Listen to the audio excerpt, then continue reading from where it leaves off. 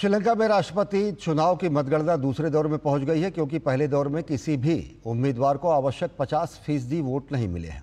चुनाव आयोग ने कहा कि शीर्ष दो को छोड़कर सभी उम्मीदवारों को बाहर कर दिया गया है और अन्य उम्मीदवारों के दूसरे और तीसरे वरीयता के वोट दोनों के बीच वितरित किए जाएंगे। सबसे अधिक वोट पाने वाले उम्मीदवार को विजयी घोषित किया जाएगा।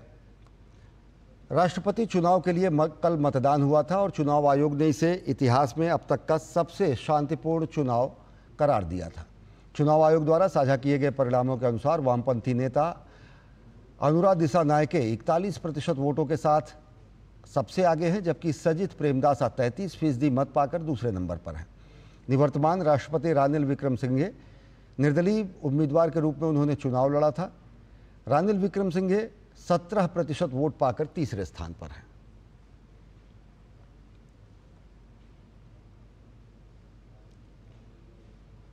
और इस खबर पर और अधिक जानकारी के लिए हम जुड़ते हैं कोलंबो में मौजूद अपने संवाददाता अहमद मोइन फारूकी से।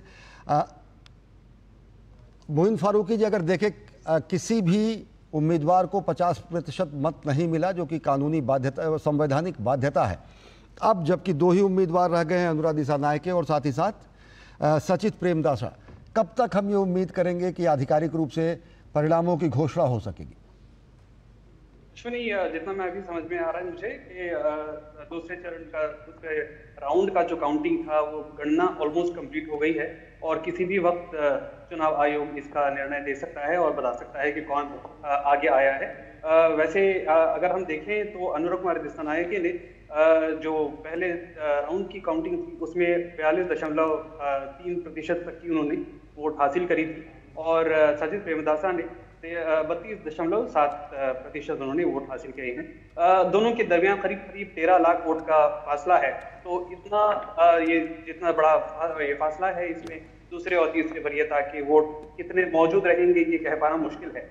लेकिन ये बताया जा रहा है कि शायद बहुत ही जल्दी इसका परिणाम चुनाव आयोग बता दे और उसके बाद जो नई सरकार बनेगी उसके लिए जो शपथ ग्रहण का जो समारोह होगा उसके बारे में भी कुछ अनाउंसमेंट हो जाएगा।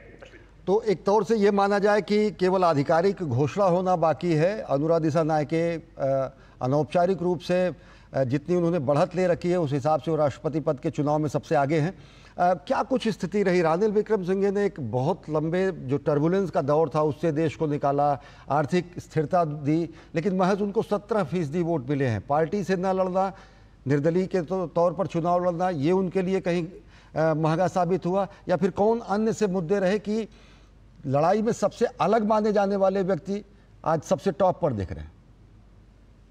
अश्विनी, बहुत अहम सवाल आपने किया है, क्योंकि जब आर्थिक संकट आया था 2022 में, तब एकमात्र रानिल विक्रमसिंघे थे जो आगे बढ़कर आए थे और उन्होंने बागडोर संभाली थी और उन्होंने डूबती कश्ती को एक पार लगाने की कोशिश की थी।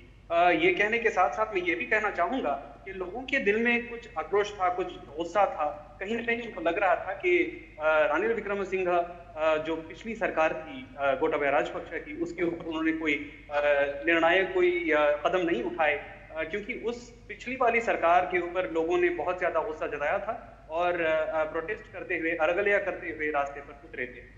ये एक वजह थी। दूसरी वजह ये थी कि रानिल विक्रमसिंघे IMF डील के तहत उन्होंने काफी नॉन पॉपुलिस्ट, बहुत ही लोगों के विरुद्ध जाने जैसे कदम उठाए थे, जिसमें इनकम टैक्स को बढ़ाया गया था, कर बढ़ाया गया था, वैट बढ़ाया गया था और साथ साथ जो बाकी जो टैरिफ्स होते हैं, चाहे बिजली का दर हो या पेट्रोल और डीजल की दर हो, इनको भी बढ़ाया था। इसकी वजह से लोगों के दिल में एक ऐसी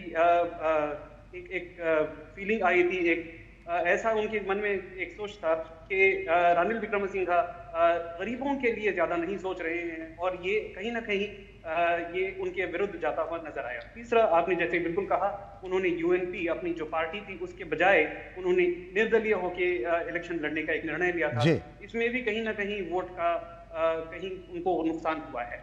चौथा, ये भी एक रीजन है कि वो हमेशा से जो पिछली वाली सरकार के जो पार्लियामेंटेरियन हैं, सांसद हैं, उनका सपोर्ट लेते हुए, उनको अपनी सरकार में शामिल करते हुए वो चल रहे थे। कहीं ना कहीं लोगों के मन में ये मानना था कि वो पुराने गार्ड के साथ शामिल हैं और लोग चाह रहे थे कि एक नया जी। बदलाव आए श्रीलंका में, क्योंकि वो चाह रहे थे कि एक रेडिकल चेंज या पूरी पूरी तरीके से तब्दीली की एक कोशिश लोगों के मन में आ रही थी। जी, बहुत बहुत धन्यवाद अहमद मोइन फारूकी साहब हमसे जुड़ने के लिए और विस्तार से जानकारी देने के लिए। तो श्रीलंका में राष्ट्रपति पद के लिए हुए चुनाव में आधिकारिक तौर से अभी तो परिणाम नहीं आए हैं, लेकिन वामपंथी नेता अनुरा दिसानायके आगे चल रहे हैं और आधिकारिक तौर से परिणामों की घोषणा चुनाव आयोग द्वारा कभी भी की जा सकती है।